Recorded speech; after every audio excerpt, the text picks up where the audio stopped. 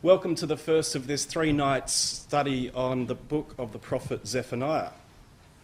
And we're going to find over the course of these 3 nights that this is a very interesting and it's a very dynamic prophecy. And it was given in the days of Josiah and it's contemporary with the prophet Jeremiah. And it's a message that begins in chapter 1 with a prophecy of the destruction of Jerusalem and captivity of the nation of Judah. Chapter 2 then begins with this stern and urgent warning to anyone who would listen to God's message. And it ends with God's judgments upon the Gentile nations that surround Judah. And chapter 3 concludes with a prophecy that concludes the prophecy firstly with a vindication of Yahweh's just judgments, the hope of the nation being restored, and a time even beyond that, a time beyond even our day when the kingdom of God would be established on this earth and all the nations of the earth would turn to praise God in worship. And that's what makes this prophecy so relevant to us today. And we're going to see this time and time again that contained within here are so many lessons for us, and we've got the key to our salvation, and we've got this wonderful vision of the future.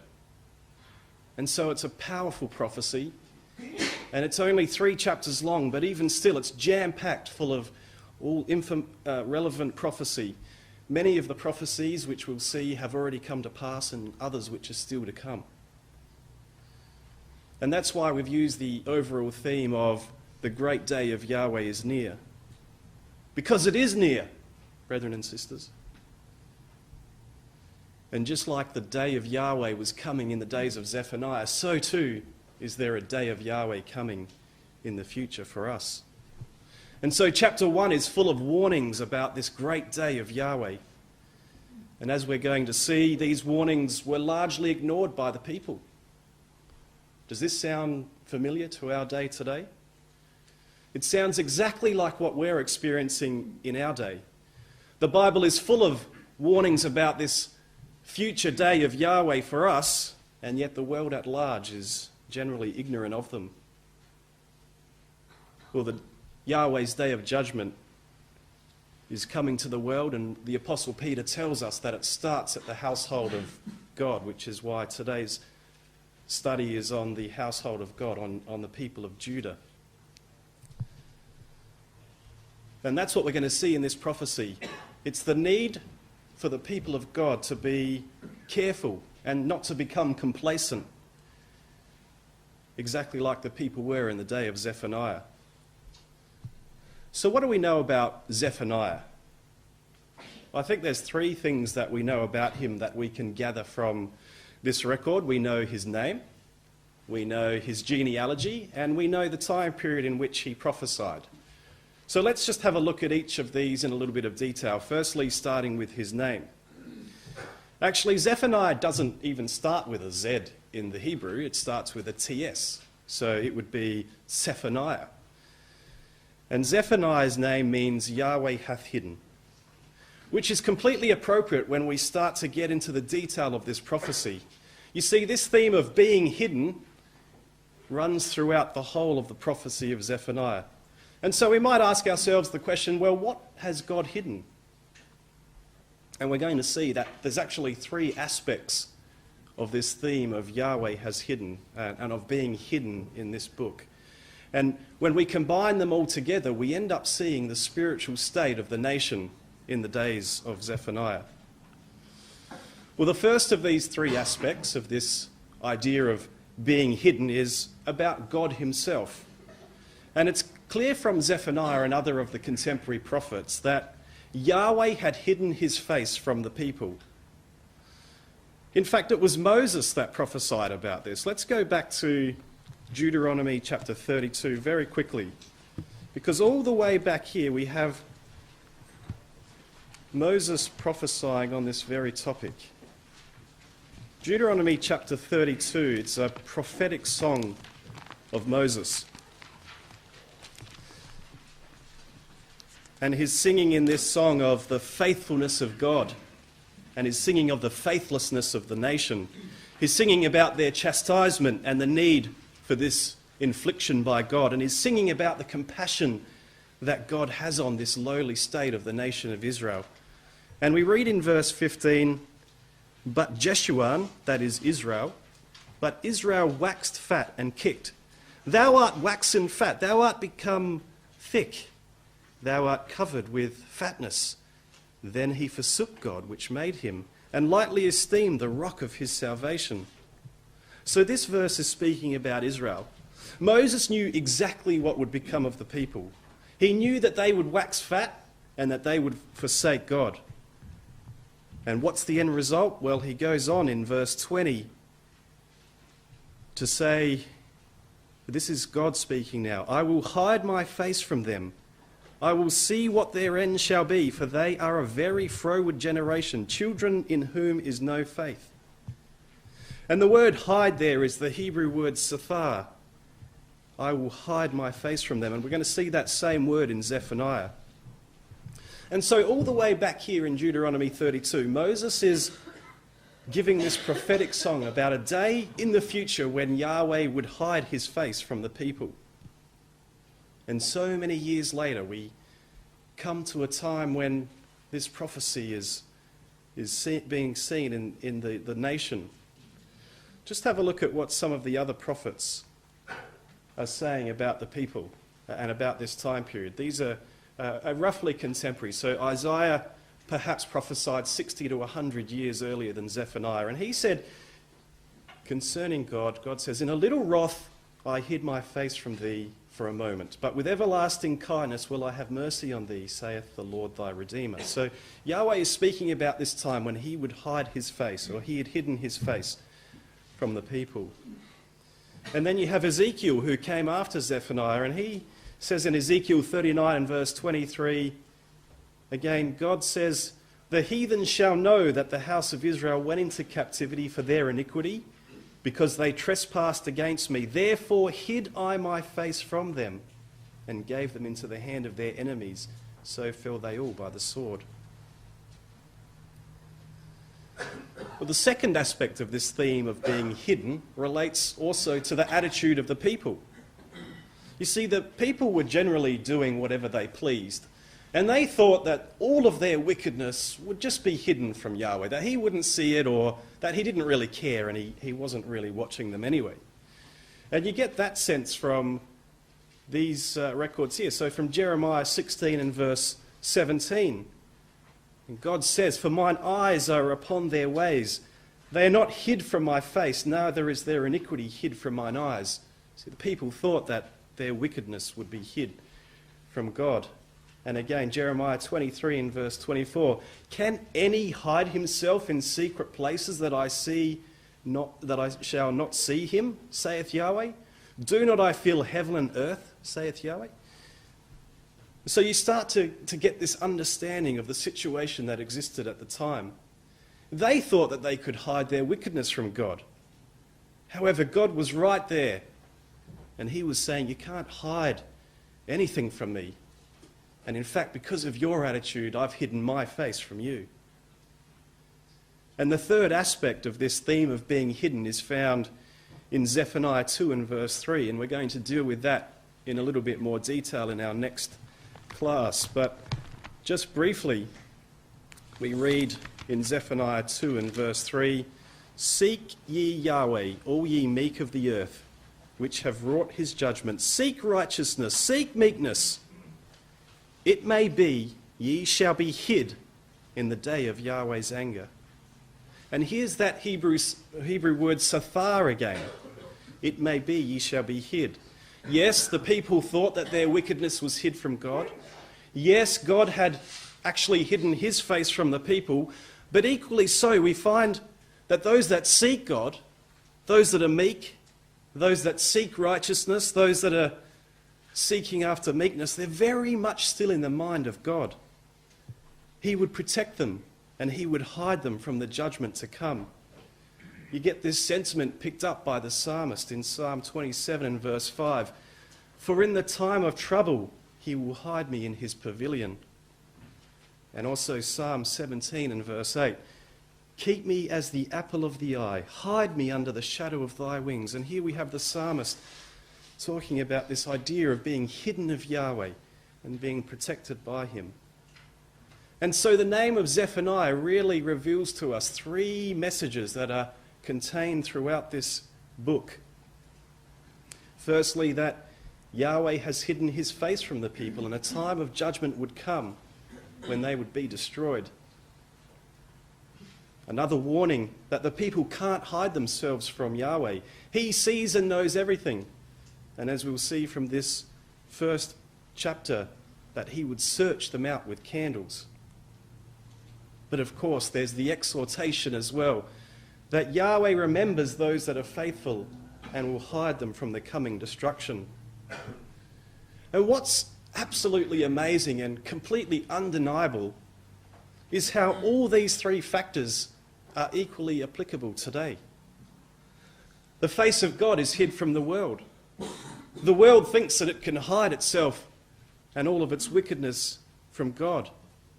And yet, each one of us have the opportunity to be among those who Yahweh will hide when the judgments come upon the earth.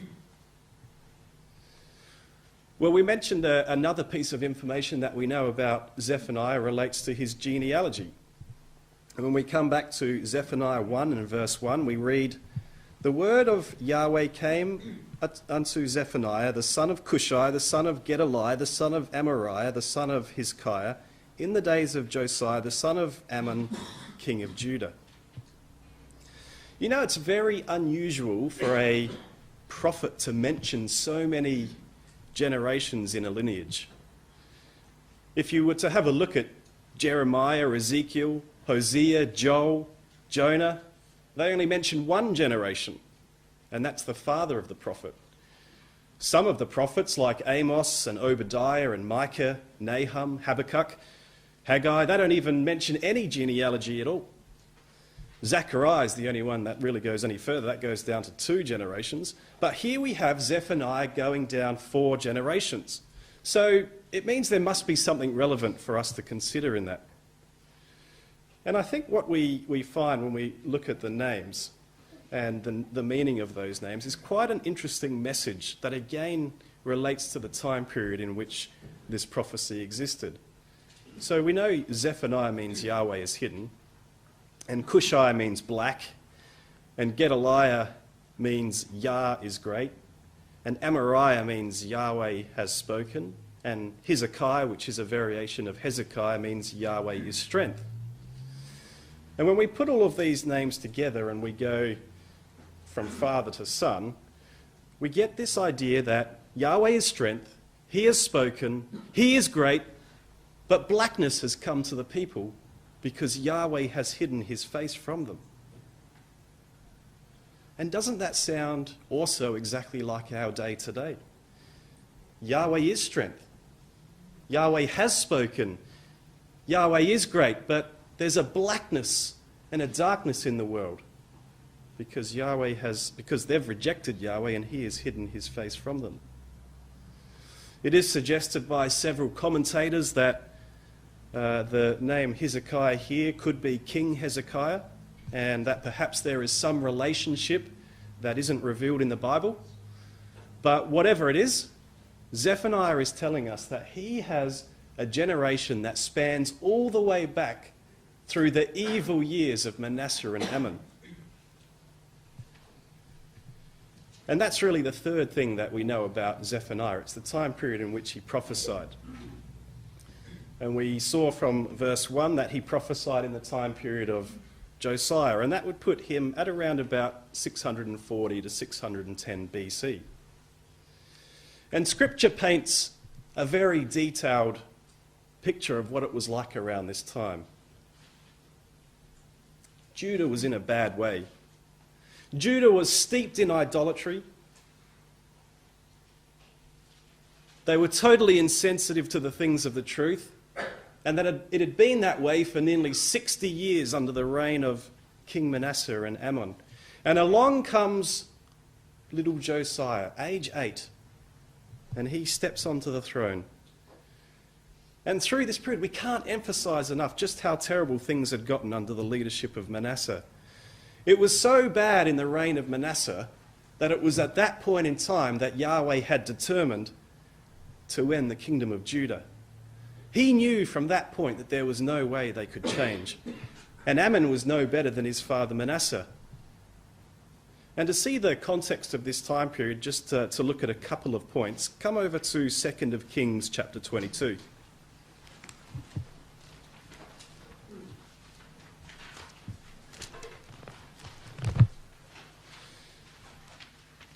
2 Kings 22, of course, we have in verse 2, we're told that Josiah did that which was right in the sight of Yahweh.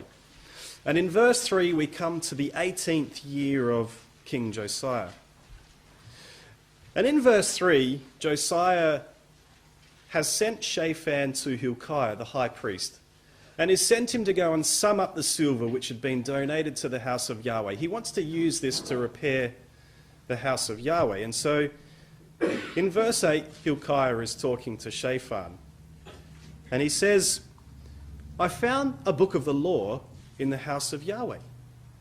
And Hilkiah gives the book to Shaphan, and Shaphan reads the book. You may remember that during the time period of Manasseh, Manasseh took a concerted effort to try to destroy every single Bible. He wanted to get rid of them all. And he probably almost succeeded, except for this one Bible that had been found in the rubble of the temple, the book of the law. And Shaphan reads this book of the law, and he immediately tucks it under his arm, and he runs over to Josiah, and he goes to Josiah, and he starts reading this book of the law to Josiah. This is the first time this law has been read for so many years. And you can imagine as Shaphan is reading this book, that Josiah is becoming more and more concerned about the state of the nation. And Josiah, as this book is being read, he would have thought to himself, look at all the things that we aren't doing. We haven't offered the appropriate sacrifices to God. We haven't followed the law of God. Look at the consequences. What have we done? And as this realization starts to hit home, in a state of despair, Josiah rips his clothes and he weeps. And he's weeping for the sins of his forefathers and is weeping for the sins of the nation. And straight away, Josiah appoints this delegation in verse 13. He wants them to go and find someone who could consult with Yahweh and find out more about this. And so this delegation goes to Huldah the prophetess. And the word of Yahweh comes back through the prophetess. And these are the words that Yahweh says in verses 16 and 17 of 2 Kings 22. Behold, I will bring evil upon this place and upon the inhabitants thereof, even all the words of the book which the king of Judah hath read, because they have forsaken me and have burned incense unto other gods, that they might provoke me to anger with all the works of their hands. Therefore my wrath shall be kindled against this place, and shall not be quenched. So the nation was under a divine, irrevocable sentence of judgment. Nothing could be done to change the judgment, at least not at a national level. It was absolutely hopeless for them. There was no way that the entire nation could be converted back to God. However, the mercy of God was still available to the faithful. And you have that come out in verse 20. This is what God says concerning Josiah. Behold, therefore, I will gather thee unto the fathers, and thou shalt be gathered into the grave in peace, and thine eyes shall not see all the evil which I will bring upon this place. And they brought the king word again. So the individual could still respond and be saved. Josiah here was promised in verse 20 that he wouldn't see the evil that was to come, that he would be sleeping with his fathers. And that's exactly what happened. Josiah died at the age of 39. And in 30 years after that, the nation was gone. And so the impending judgment was a foregone conclusion. However, this didn't stop Josiah from instituting the greatest religious reformation of any of the kings of Israel. And we know that the Reformation commenced in his 12th year as king. And these reformations, they were an amazing work, but they never really truly turned the people's hearts back to God. It was really only a superficial response from the nation. And it's into that state of the nation that Jeremiah and Zephaniah are prophesying. Jeremiah prophesied from the 13th year of Josiah, when Josiah was 21, so about a year after the reformations had begun. And Zephaniah would have prophesied around the same time. And things were bad in Judah. You know, things were so bad that in Jeremiah 5 and verse 1, this is what God says to Jeremiah. He says, "Run to and fro throughout the streets of Jerusalem. Look and take note. Search her squares and see if you can find a man, one, who does justice and seeks truth, that I might pardon her." How awful is that? This was during the time of the Reformation. Find me just one faithful man out there in the streets, and I will forgive all of Jerusalem. You know, when the angel of God was speaking to Abraham regarding the destruction of Sodom, it got down to 10 people. Find me 10 faithful people in Sodom, and I won't destroy it. Well, here God's saying, find me just one man in the streets. You see, God could see the people. He could see into their hearts. And he told Jeremiah in chapter 3 and verse 10 that even with this great religious reformation, that the nation of Judah hadn't turned to God with her whole heart, but rather they'd done so deceptively. It was only pretend. It was only falsehood. And while they were packing the ecclesial halls, and they were claiming in chapter 7 of Jeremiah that they were the temple of Yahweh, yet God was telling them that they were hypocrites. And unfortunately, the influence of Manasseh on the people was so long-lasting that even these reformations of Josiah, even the prophecies of Jeremiah and the prophecies of Zephaniah weren't enough to change the hearts of the people or to alter the future course of events. But what they could do is they could save individuals. And so the voice of God comes to Zephaniah as Yahweh's judgments are decreed. And he says to him in verses 1 and 2 of Zephaniah, in verses 2 and 3, "I will utterly consume all things from off the land, saith Yahweh. I will consume man and beast. I will consume the fowls of the heaven and the fishes of the sea, and the stumbling blocks with the wicked, and I will cut off man from off the land, saith Yahweh." The word consume here is the Hebrew word suf, and it means to snatch away or to completely terminate. And that is what God was going to do to all of those who wanted to have nothing to do with him. And when we see the immorality that fills the earth today, it's not really much different to what we read about the days of Manasseh. And we're going to keep seeing this over and over again, how closely aligned some of these things are with our day. Well, Zephaniah 1 and verses 2 and 3 is really an allusion back to Genesis 6. Genesis chapter 6, the flood chapter. Listen to the words of Genesis 6 and verse 7, "Spoken by God because of the wickedness of man, which was great on the earth." He says in verse 7, "I will destroy man whom I have created from the face of the earth, both man and beast, and the creeping thing and the fowls of the air." And so it's the same language and it's the same order used here by Zephaniah. In other words, Yahweh is taking our minds and the minds of the people back to the very beginning. It's a reminder that the coming judgment isn't without some precedent. Remember Noah, God is saying in this prophecy? Remember how the whole earth was filled with wickedness? I told them that I would destroy man and beast and fowl and fish. And it happened just as I said. Man, beast, fowl and fish were destroyed by the flood. The flood was inevitable. There was no way they could stop it, just like there was no way that they could stop the judgment of the nation. And in verse 3, Zephaniah also says that God would consume the stumbling blocks with the wicked and cut off man from off the land. And if you've got your wide margin Bible, you'll find that the word stumbling block is the Hebrew word which means idols. And what do we think of when we think of idols? Well, we think of the obvious one, which is when the children of Israel created the golden calf and worshipped it instead of God. But really, an idol, then, is anything that can take our minds and our imaginations away from God. And in Genesis 6 and verse 5, it says that God saw that the wickedness of man was great in the earth, and that every imagination of the thoughts of the heart was only evil continually. And so the imagination had lost focus on God.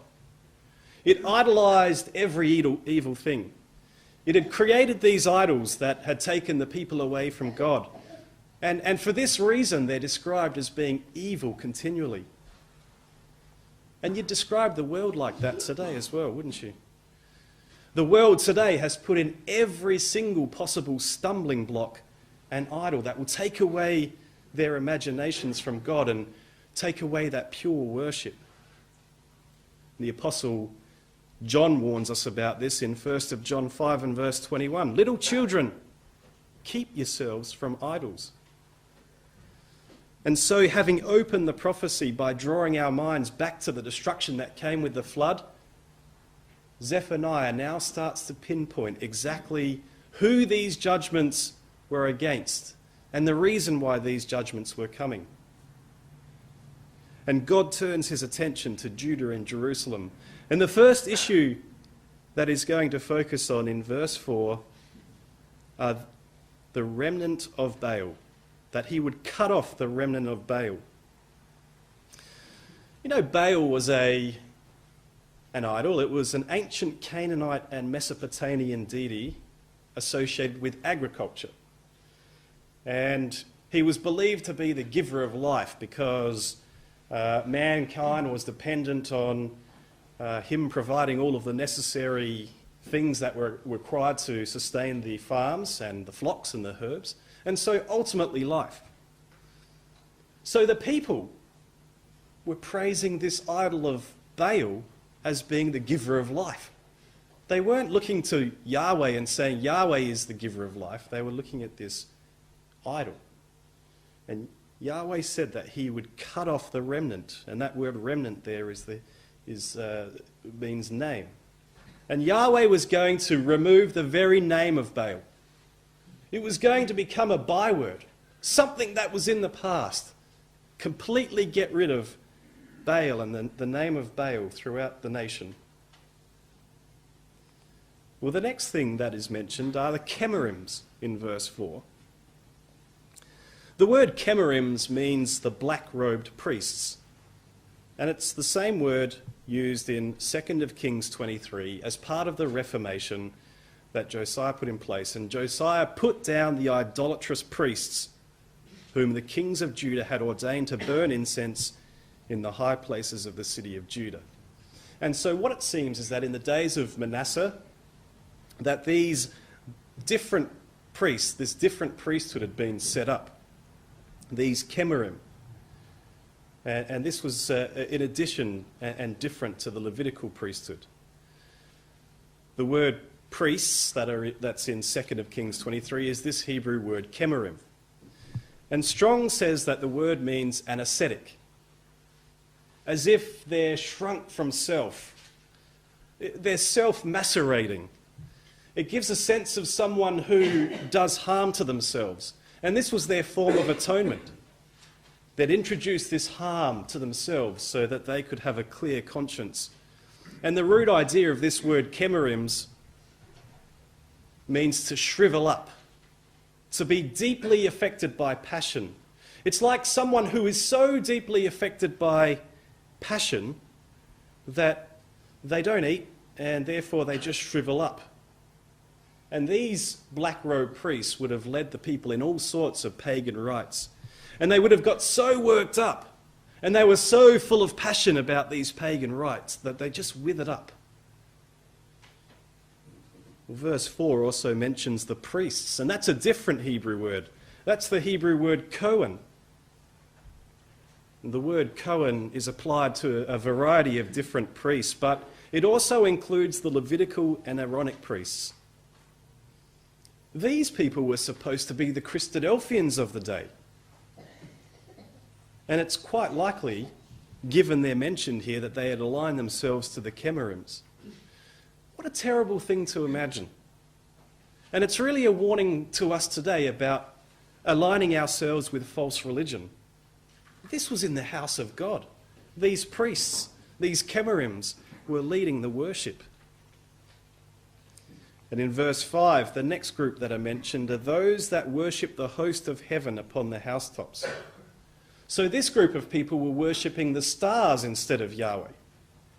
And you'll recall that in the nation, the houses were built with a flat rooftop so that people could go up onto the rooftop and they could pray to God. But these people had turned to the stars and astrology and the zodiac signs to guide them. You know, they'd look at the zodiac signs and see what to expect in the future. And they did this at night. And so during the day, this group of people were down in the temple, and they were singing, "The temple of Yahweh are we, the temple of Yahweh are we." But at night time, they're up on the rooftop, worshipping the stars. The next group of people that are mentioned are those that swear by Yahweh and that swear by Malcolm, or Molech, as it should be rendered. This group of people had a divided allegiance. And who was Molech? Well, Molech was the god of the Ammonites, and the Phoenicians. And this was the god that was set up, that some Israelites went and sacrificed their infants to in the valley of Hinnom. And so out of one side of their mouth, they're praising Yahweh. And they're giving him lip service. And out of the other side, they're praising and they're serving Molech. You know, on the surface, these people might have appeared to be good Christadelphians. But remember the words of Jesus in Matthew 6 and verse 24. "No man can serve two masters, for either he will hate the one and love the other, or else he will hold to the one and despise the other. Ye cannot serve God and mammon." And this is something we need to be mindful of today. We can't have one foot in the truth and then have the other foot in the world. The next group of people that are mentioned are the backsliders. The word turn back here is the Hebrew word to flinch, or to go back, or to retreat. And it's rendered as backslider in Proverbs 14 and verse 14. This person used to serve God, but not anymore. This person has gone back into the world. You know, this is very similar to the parable of the sower. You've got the seed that fell on the stony ground, and the trials and the tribulations pop up, and they are offended and they turn their back on God. And then you've got the thorny ground where the cares and the riches of the world choke them and they become unfruitful and unfaithful. Again, we need to be mindful that in our lives there are these stones and these thorns that are attempting to pull us away from the truth. We need to be mindful and keep the faith and not turn our backs on God and on the truth. And then we have those who have not sought Yahweh or inquired of him in verse 6. The word sought is bakash, and it means to search out or to strive after. And the word inquired is darash, which means to seek diligently. So this is the group of people that believed in God, but they'd really slipped into a Laodicean spirit. They hadn't been seeking Yahweh. They weren't seeking him out diligently. This was the believer that had the Bible on the bookshelf, that just collected dust, desperate to be read, but they really were only a superficial believer and didn't really seek out God diligently. They hadn't developed that personal relationship with God. We know the words of Hebrews 11 and verse 6. "For he that cometh to God must believe that he is, and that he is a rewarder of them that diligently seek him." And there's that idea of diligently seeking.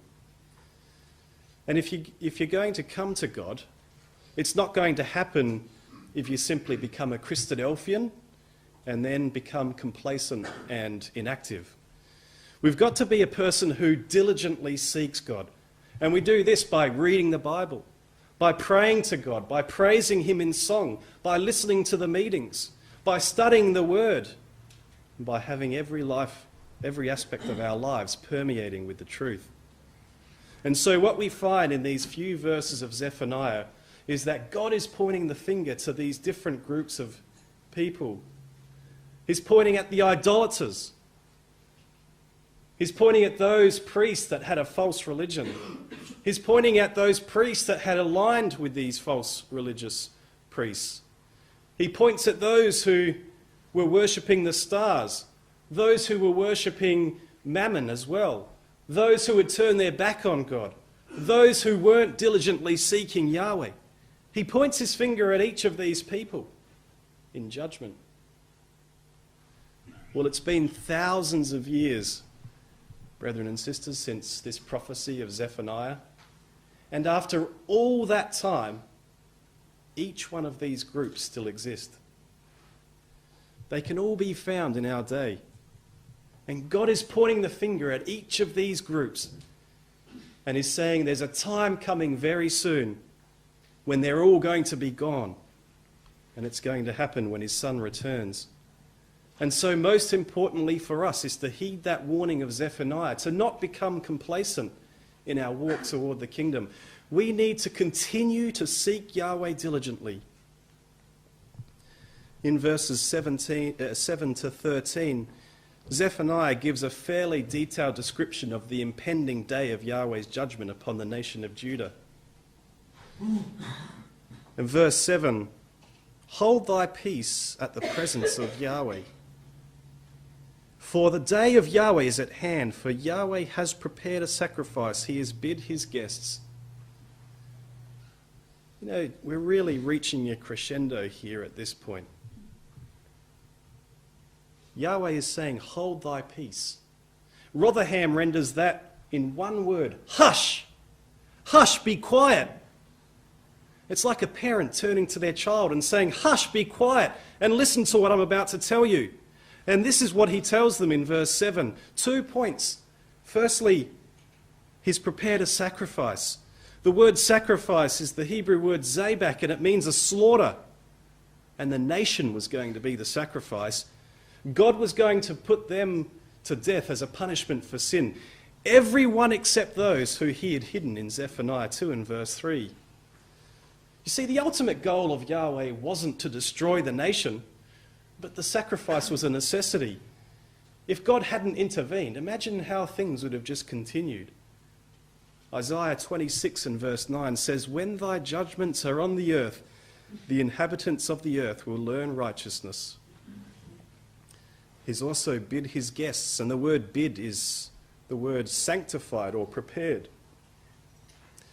And the word guests is invited or called out ones. And here Zephaniah is talking about the Babylonians under Nebuchadnezzar. They were going to act as the priest who would slay the Judah sacrifice. You know, in Jeremiah 27 and verse 6, it says that Nebuchadnezzar was God's servant.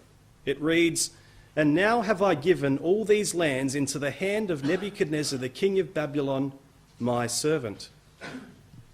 And it's not the only time that God has sanctified and invited another nation to do his work.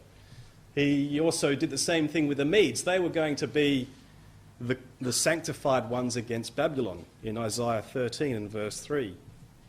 So Judah is the sacrifice, and Nebuchadnezzar would be the sacrificial instrument used by God.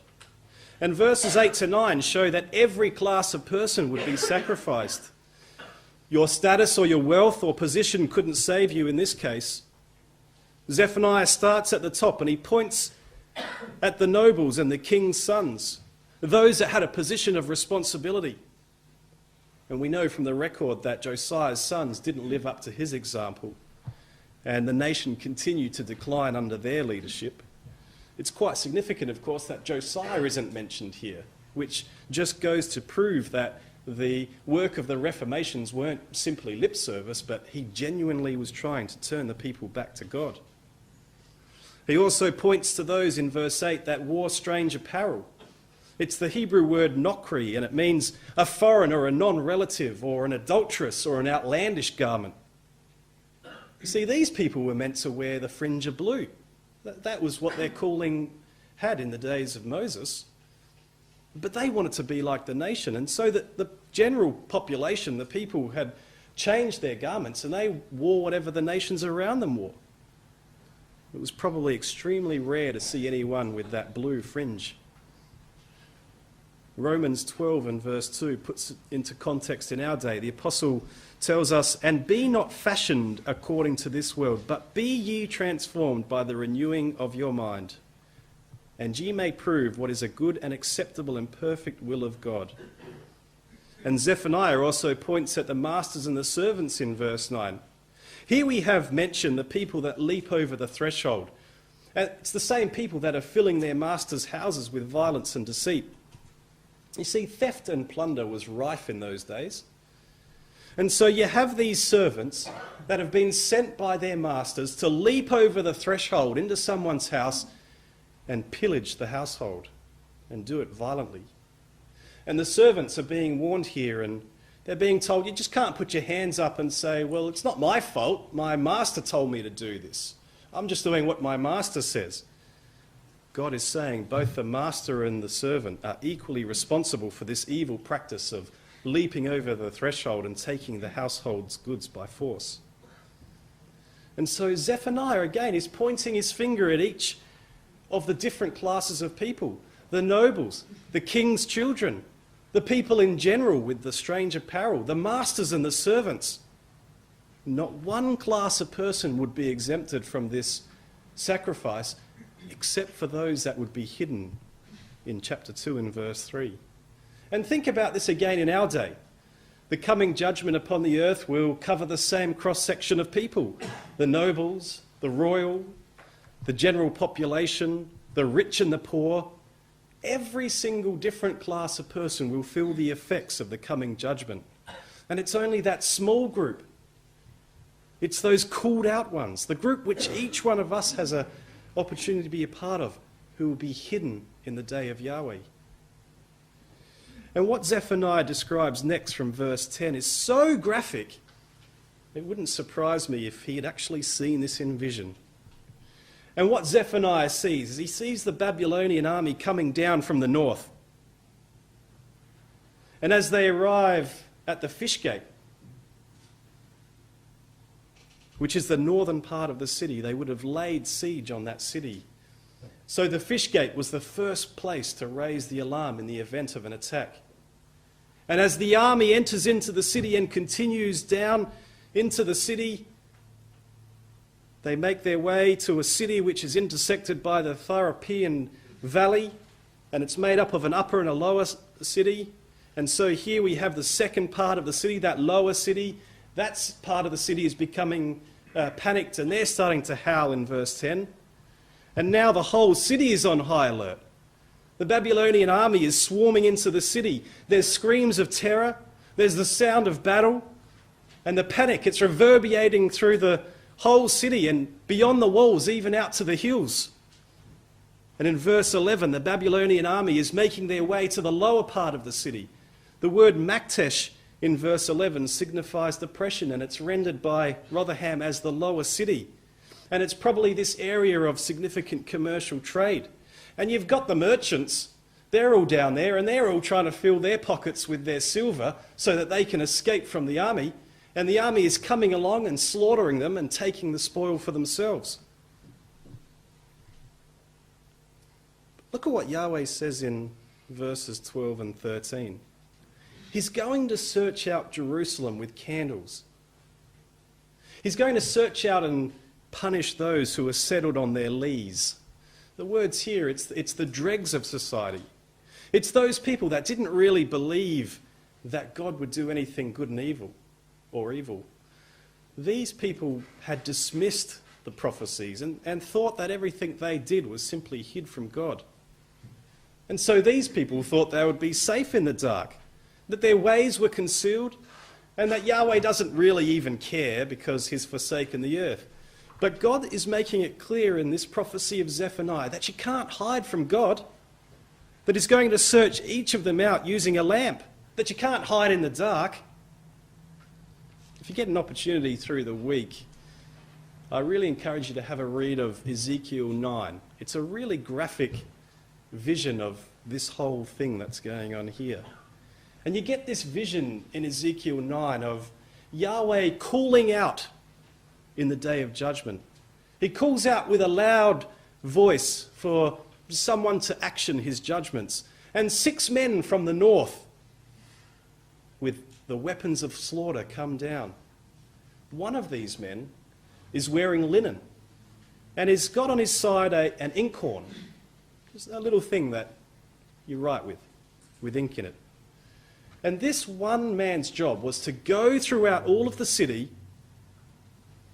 to search it out, perhaps with a lamp, and to find all of the faithful brethren and sisters. To find all the people that were crying out to God because of the abominations that had been taking place and that had cried and sighed for something to be intervened. And so this man with the inkhorn, he's looking out, he's searching out faithful brethren and sisters, and when he finds one, mark on the forehead. He finds another, mark on the forehead. These were the hidden ones that God was going to keep safe.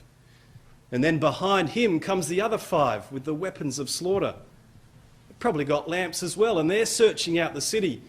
And their job is to go through the city and to smite.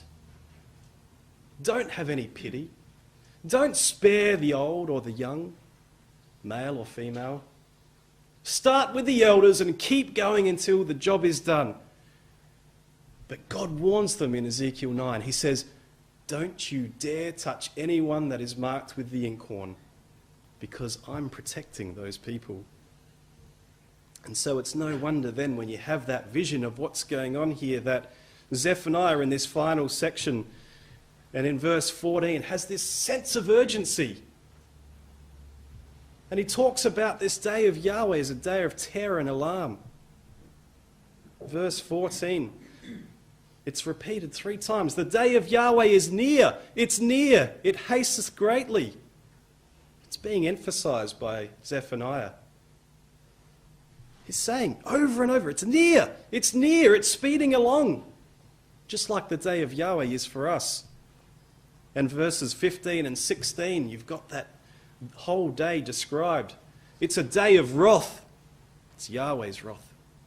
It's a day of trouble and distress. That's the people's reaction to the outpouring of God's wrath. It's a day of wasteness and desolation. Similar language used in Genesis 1 and verse 2 to describe an earth without form and void. It's a day of darkness and gloominess. It's as Micah prophesied in chapter 3 and verse 6, the sun shall go down over the prophets, and the day shall be dark over them. It's a day of thick cloud and thick darkness. It's a day of trumpet and alarm as the sounds of battle rage around the city. And amidst this battle is raging, you've got this man dressed in linen with the inkhorn.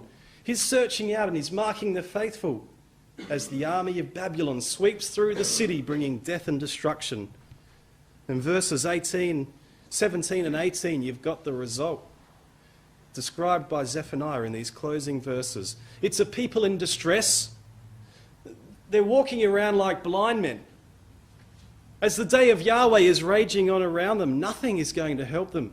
Not their silver, not their gold, not their hidden places, not their own strength. Nothing would save them in that day. Only those who Yahweh had hidden would be saved. Well, the Bible attests to the fact that these events took place exactly as the Bible described.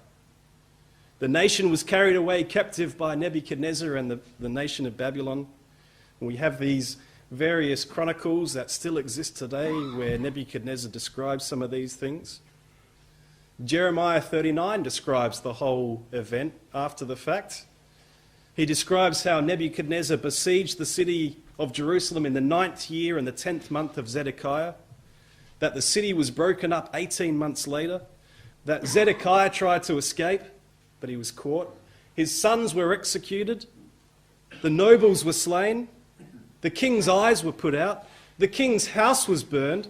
The houses of the people were burned. The walls were destroyed. And the remnant were taken away into Babylon, with only the very poor being left in the land of Judah. So the day of the Lord came as prophesied. That phrase, day of the Lord, is found about 30 times in the Bible. And here in Zephaniah, he uses this phrase the most, 7 times in total. So for such a small book, it's got a real heavy emphasis on this day of the Lord. And we know there's another day of the Lord coming, and it's not too far away. It's that day which is mentioned in Acts 17 in verse 30 to 31, where God commands all men everywhere to repent, because he hath appointed a day in the which he will judge the world in righteousness. And we have that exact same level of urgency as well. The Bible finishes in Revelation saying, "Behold, I come quickly." And this day of the Lord, the one that we're anticipating, is described and explained in 2 Peter chapter 3. So let's just turn there in conclusion, just to have a look at a couple of these points as we close the night. 2 Peter chapter 3.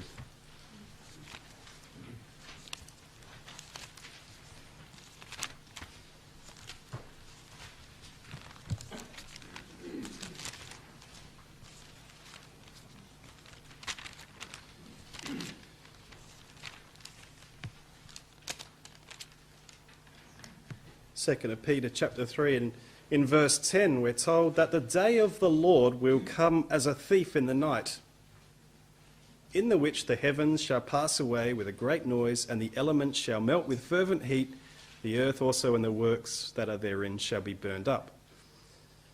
So the political powers are all going to pass away with a great noise, just like the noise that would have been heard in the city of Jerusalem.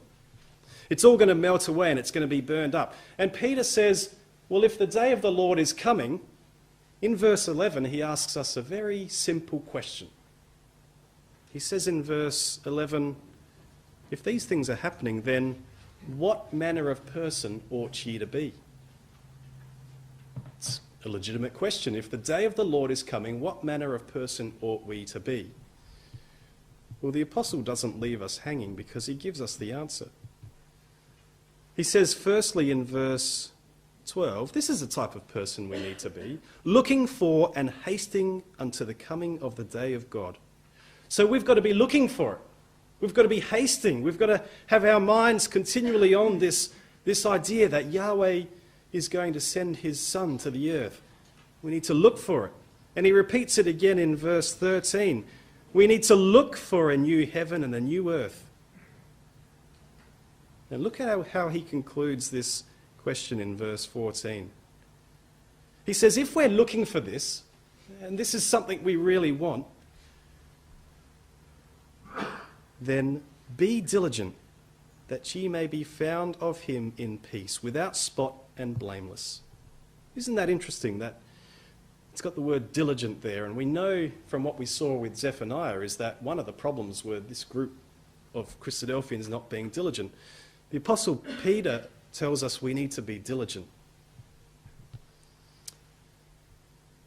You see, if we're diligent, the Apostle Peter tells us that we will be found of him. That man with the inkhorn, when he goes throughout the earth and is searching out the faithful brethren and sisters, he's going to find us. He's going to find someone who is in peace, who is without spot and blameless. That's who he's looking for. And he's going to mark them. Their name is going to be marked in the book of life. So may it be that each and every one of us will look to that day, will seek out Yahweh diligently, so that we might be amongst those that are marked by the man with the inkhorn and hidden of Yahweh in his great day of judgment.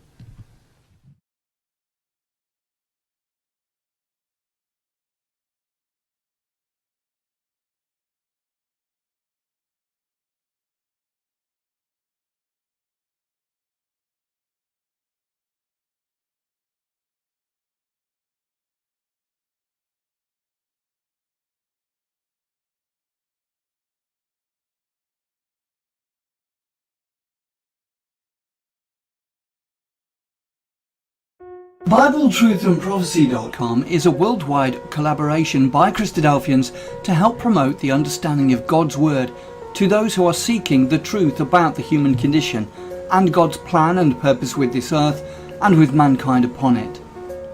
Bible Truth and Prophecy is part of a wider set of online resources provided by Christadelphianvideo.org for establishing just how far removed the true Christian teaching of the first century apostles is from that taught by mainstream Christendom today.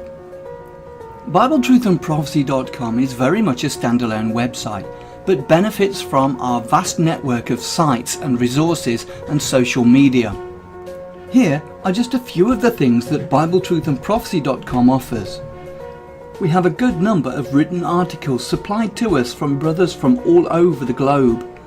These deal with first principle issues, creation versus evolution, the inspiration of the Bible, and so much more. We have a whole section of video study series.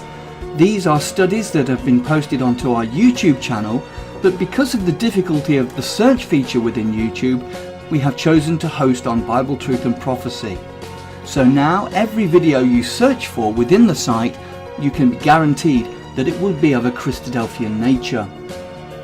We also have a preaching video section where any ecclesia is invited to download and use or embed these videos within their own ecclesial websites. We also have an exhortation service where we produce 2 or 3 exhortations per week, which we then circulate to brethren and sisters in isolation. We also have an ever-growing list of approved Christadelphian sites.